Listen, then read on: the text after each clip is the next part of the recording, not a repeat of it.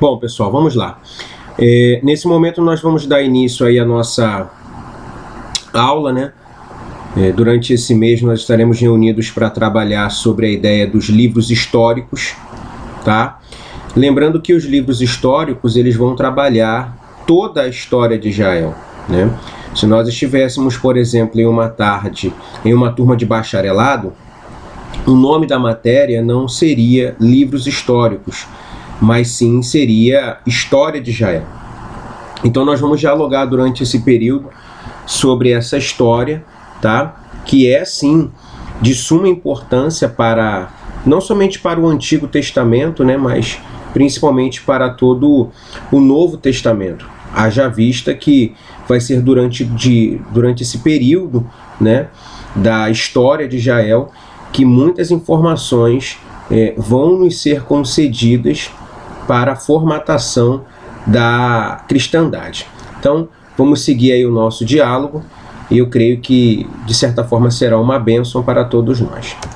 O nosso primeiro slide aí vai trabalhar sobre a introdução aos livros históricos. Nessa introdução, nós primeiramente vamos dialogar sobre um período histórico, tá bom? Esse período histórico da história de Israel, ele vai ter uma durabilidade de 1000 anos.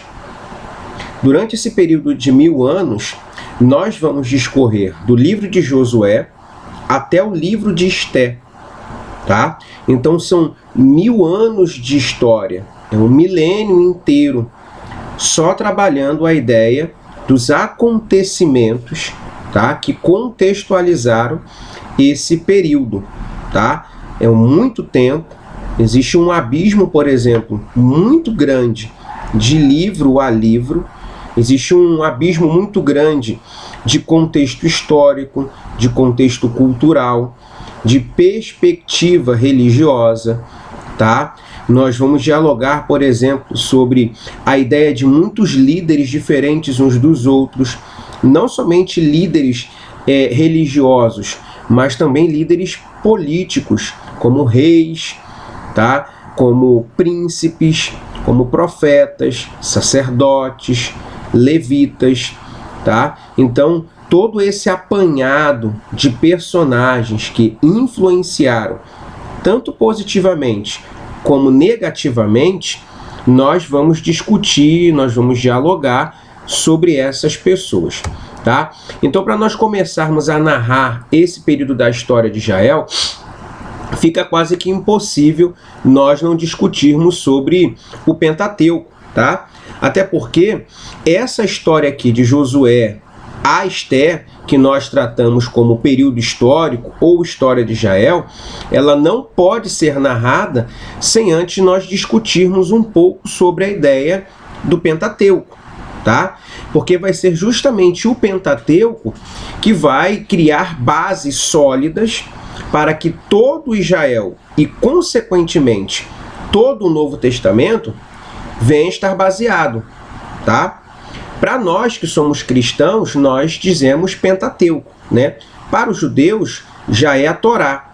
Mas tanto para judeus como para cristãos, o Pentateuco é o livro, são os 5 primeiros livros da Bíblia que vão legislar, ou seja, que vão normatizar, que vão criar regras, que vão dar diretrizes, que vão moldar, de certa forma, o modo como o homem vai ter que agir agora vivendo em sociedade.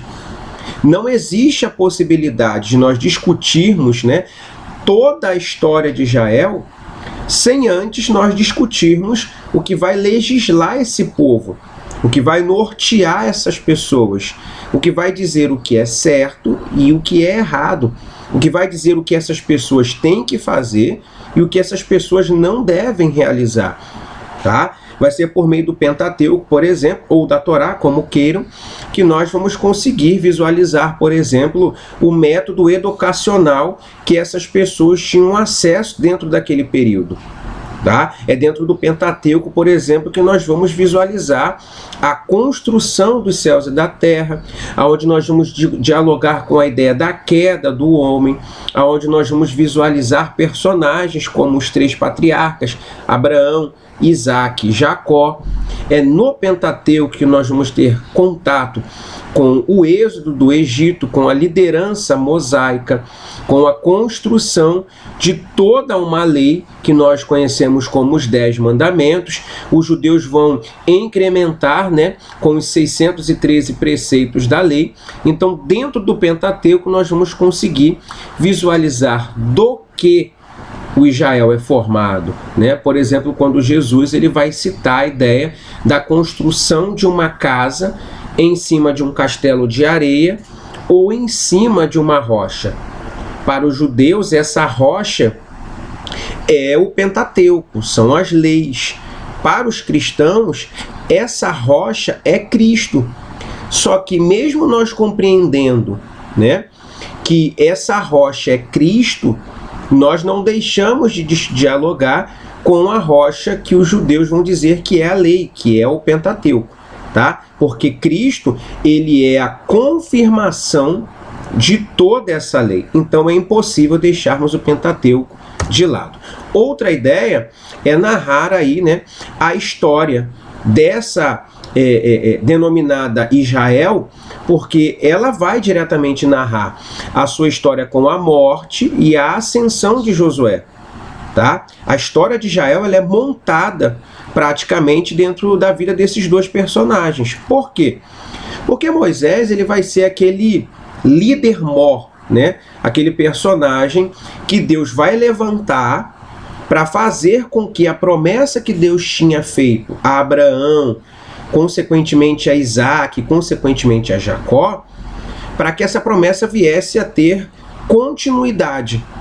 Moisés faz parte dessa continuidade da promessa que Deus havia feito a Abraão lá atrás.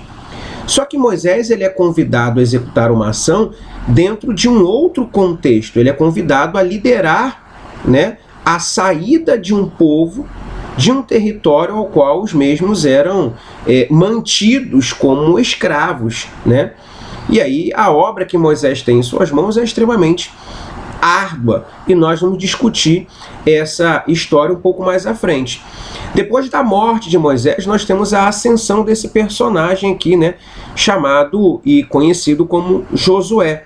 Josué ele vai assumir, né, o trono ou a liderança desse povo depois da morte de Moisés, com uma outra responsabilidade, com uma outra etapa, tá? Lembrando sempre que todos esses personagens, eles vão propor-se a executar uma ação que Deus os apresenta para ofertar continuidade a uma promessa que Deus tinha concedido a Abraão lá atrás, tá bom? Outra etapa dessa história de Israel é que vai narrar a ideia dos juízes, tá? Tema também que nós vamos entrar um pouco mais detalhadamente quando entrarmos no livro de Juízes, tá? Os juízes são um grupo de personagens que Deus vai levantar justamente pela ausência de uma ação que Josué executa. Josué, ele morre e ele não faz como Moisés fez. Moisés, quando ele morre, ele deixa Josué. Ou seja, ele faz discípulo. Josué, ele desce à sepultura e não deixa discípulos, né? Ele morre e não deixa ninguém para ficar na liderança. Consequentemente, sem líder, o espaço fica ausente de um exemplo, de um alguém a ser seguido. O que passa a acontecer nesse período dos juízes aqui é a divisão das tribos, né?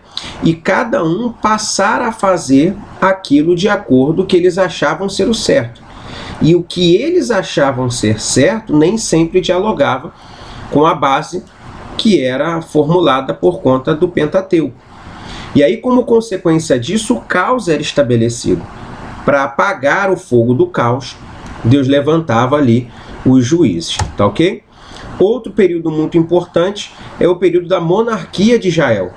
Dentro desse período da monarquia de Israel, é a transição do governo teocrático, que era onde Deus governava, e tinha, né, como seu gerente os juízes. Agora há uma transição desse período teocrático para um período monárquico. Agora o povo desejava ter um rei, agora o povo desejava ter um líder, assim como as outras nações possuíam, né?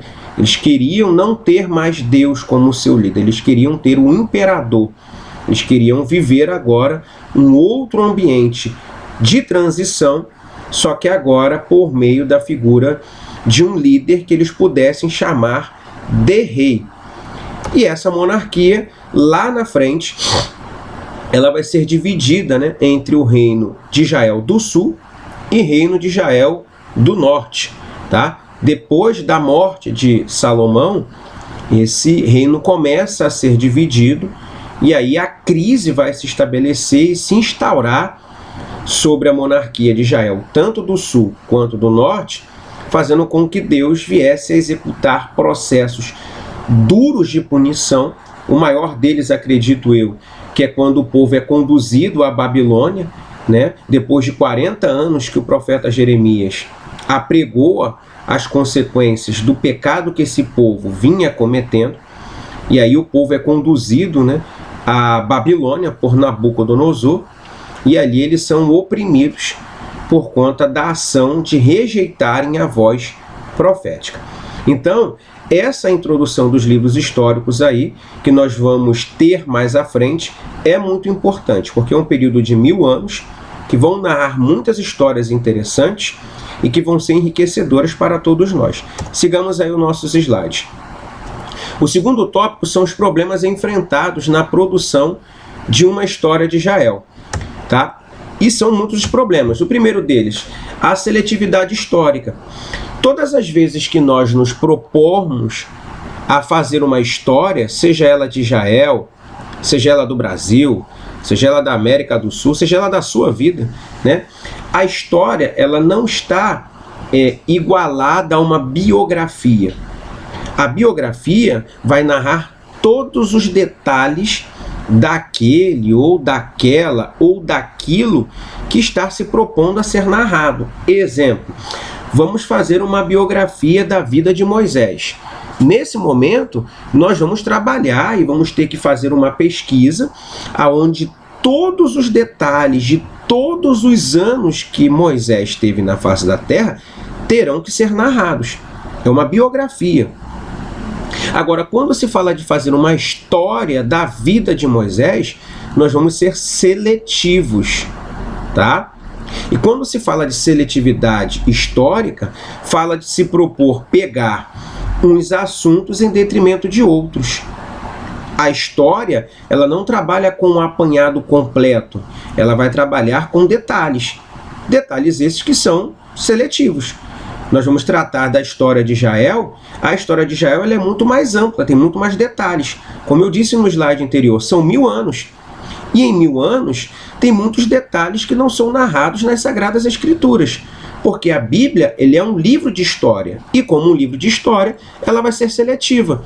E dentro desse processo seletivo, nós vamos narrar aquilo que é mais importante naquilo que eu me proponho a passar para o público que eu quero alcançar. Tá? Então, essa é a dificuldade dos leitores, compreender que a Bíblia, ela narra uma história, e se ela narra uma história, ela é seletiva. Se ela é seletiva, ela está querendo mostrar para os seus autores os pontos principais daquilo que Deus quer nos informar, tá?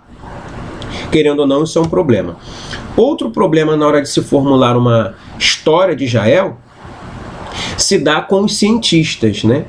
Porque o cientista vai entender que toda a história contém erros de datas, de locais, de personagens, de reis, profetas, imperadores, né?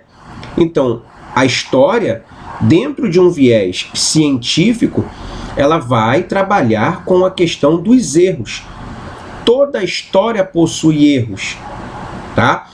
Erros que, por vezes, não são tensionais, mas são intencionais, pela ausência, de certa forma, de conteúdos, de acesso, de tempo. Só que como nós estamos formulando uma história que vai narrar a perspectiva de um povo de Deus, e temos como principal fonte a Bíblia, bom, a Bíblia ela é inerrante, ela não contém erros. Então, olha a dupla face, né? De um lado, a ciência, que diz que toda a história tem erros. De outro lado, um grupo de religiosos que se propõe a narrar a história de Israel, tendo como principal fonte a Bíblia, que é inerrante. E aí há o choque de vaso, né? O choque entre a ciência e a fé, né? A fé diz, o material que eu tenho não contém erros.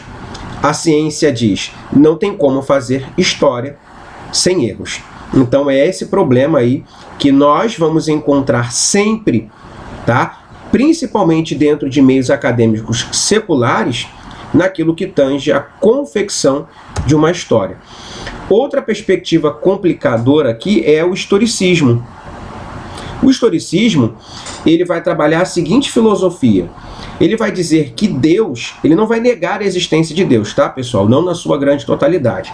Em raras situações você vai encontrar pessoas que negam a existência de Deus, que trabalham com o historicismo. Só que o historicismo tem uma filosofia. Ele vai negar não a existência de Deus.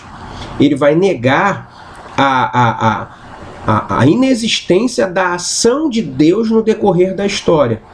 Eles vão dizer que Deus não interfere na história, tá? Eles vão pregar que todas as coisas que acontecem no recorte histórico nada mais são do que consequências da ação do homem. Ou seja, o homem vai plantando e ele vai colhendo, tá? Toda ação vai gerando uma reação. Então Deus não se mete na história, tá? No recorte histórico não há influência divina. O que há, nada mais, nada menos do que o homem plantando e o homem colhendo. Só que isso é um problema para nós também. Por quê? Porque nós vamos entender que Deus sim age no decorrer da história. Quando você vai dialogar, por exemplo, com a retirada do povo hebreu do Egito, não tem como você dizer que Deus não agiu dentro daquele contexto, né? Não há simplesmente uma ação humana, há uma ação divina, tá? Nós que somos religiosos, nós vamos defender uma aliança, um pacto entre o ser de Deus e o ser humano. Deus propõe um pacto, o homem dialoga com esse pacto e ambos conseguem executar as ações. A liderança, a formação e capacitação do povo de Israel, tá? É um outro tema que nós vamos trabalhar nesse slide, tá? Primeiro tópico aí, que é a liderança. A liderança, ela foi de Moisés, né? A Bíblia vai nos dar informações que esse povo ele entra dentro do Egito, ainda com José sendo governador, só que José morre. E o livro de Êxodo começa narrando isso, né? Que depois que Moisés morre, depois que José morre, né? Esse povo ele fica à mercê da história que José constrói dentro do Egito. Só que surge aproximadamente 300 ou 400 anos depois da morte de José, surge um novo faraó, que a Bíblia vai dizer não levar em conta tudo aquilo que José tinha feito. E aí o que esse faraó faz? Escraviza o povo hebreu, tá? Por quê? Porque esse povo hebreu ele é extremamente numeroso, inteligente, influenciador e muito maior do que os naturais daquela terra. O que faraó pensa? Vou escravidar essa galera aí, porque senão eles vão tomar posse dessa terra e eu vou ficar de bucha na parada. E aí ele escraviza, né? Lança fardos pesadíssimos sobre essas pessoas, até que um belo dia, esse povo, por não suportar mais esse fardo, resolve clamar a Deus por socorro. Deus atende esse povo, enviando Moisés para o Egito para liderar a saída dessas pessoas dentro daquela localidade. Então a liderança de Moisés está condicionada a um embate direto e indireto com o faraó, aonde Faraó estava liderando o Egito, tá? E Faraó era tido como um deus, então ele liderava esse povo, e Moisés que liderava os escravos. Além de ser um embate entre duas autoridades, que foram de certa forma constituídas cada um pelos seus deuses, era um embate entre deuses. Era o Deus criador dos céus e da terra e os deuses que eram cultuados dentro do Egito, tá? A formação do povo no Egito. Essa formação do povo hebreu se dá dentro do Egito, dentro de um ambiente de escravidão. Em que momento esse povo hebreu ele é formado de fato? Ele não é formado por conta da geografia em que eles estavam, mas eles são formados desde o momento que eles resolvem se unir para clamar a Deus, pedindo ao mesmo socorro. É aí que a formação desse povo ele se dá de fato. Quando eles resolvem deixar as diferenças deles de lado, né, e se unir por um bem maior. Que bem maior era esse? O socorro de Deus para aquelas pessoas. Então a formação se dá quando eles conseguem entender que estavam no mesmo barco, que sofriam do mesmo dano e que precisavam tomar as mesmas ações. Então a formação deles se dá quando eles são perseguidos, oprimidos e resolvem cultuar a Deus, pedindo a Ele socorro. A saída dos hebreus do Egito se dá de mão forte, né? E se dá de modo extremamente miraculoso. Porque Deus envia Moisés ao Egito e a primeira tarefa de Moisés é convencer essas pessoas que existia a possibilidade deles saírem. Tá? A principal tarefa de Moisés ali com o povo hebreu era mostrar para eles que a oração deles tinha sido respondida. Depois, a segunda tarefa de Moisés era o embate dele com o faraó. E a saída dos hebreus no Egito se dá de uma forma extremamente grandiosa, né? Porque Deus vai vencendo cada deus que era cultuado dentro do Egito. Eram 10 pragas, 10 deuses, e os 10 foram derrotados pelo Deus dos hebreus. Outra ideia é a capacitação desse povo no deserto. A capacitação desse povo no deserto se dá de 3 maneiras. Esse povo ele é retirado do Egito, beleza? Esse povo é conduzido ao deserto para ser formado, para ser capacitado, para serem transformados em pessoas extremamente dignas e preparadas para tomar a terra prometida. Por quê? O deserto é um lugar que não tem provisão, tá? Então, dentro do deserto, o povo é forçado a viver totalmente dependente de Deus. Então, no deserto ali, gera-se um processo de educação aonde, no Egito, eles viviam daquilo que eles trabalhavam. No deserto, eles teriam que viver da fé que eles possuíam em Deus. Então, gerou dependência, tá? No deserto não tinha, por exemplo, fast food, né? iFood, você pede e entrega. No deserto, as pessoas só tinham aquilo que Deus dava. Então, se eles sentiam frio, eles tinham que pedir a Deus uma coluna de fogo. Se eles tinham calor, eles tinham que pedir a Deus o ar-condicionado. Se tinham fome, tinham que pedir a Deus maná. Se tinham sede, tinham que pedir que Deus lançasse água da rocha. Então, gerava um outro tipo de dependência.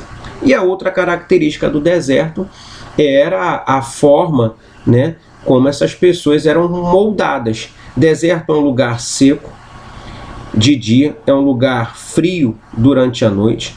Deserto não se planta e não se colhe. Deserto é um lugar de altos e baixos. E todas essas características negativas foi capacitando as pessoas a se tornarem um exército extremamente forte, tá? Então, essa capacitação desse povo que nós vamos visualizar nos livros históricos se dá, tá?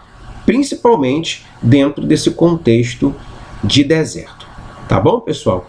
Então, nós ficamos aqui na nossa primeira aula, tá? Espero ter sido bem elucidativo, bem explicativo, tá? Eu vou colocar ainda mais conteúdos lá na nossa plataforma para enriquecer e para facilitar o contato que vocês podem ter com a informação. E na nossa segunda aula, nós já vamos entrar ali nos personagens, tá bom? Que Deus abençoe a vida de vocês, que o estudo seja extremamente produtivo e que o nome do Senhor venha a ser glorificado por meio da vida de todos nós. Deus abençoe a vida dos irmãos, em nome de Jesus. Amém.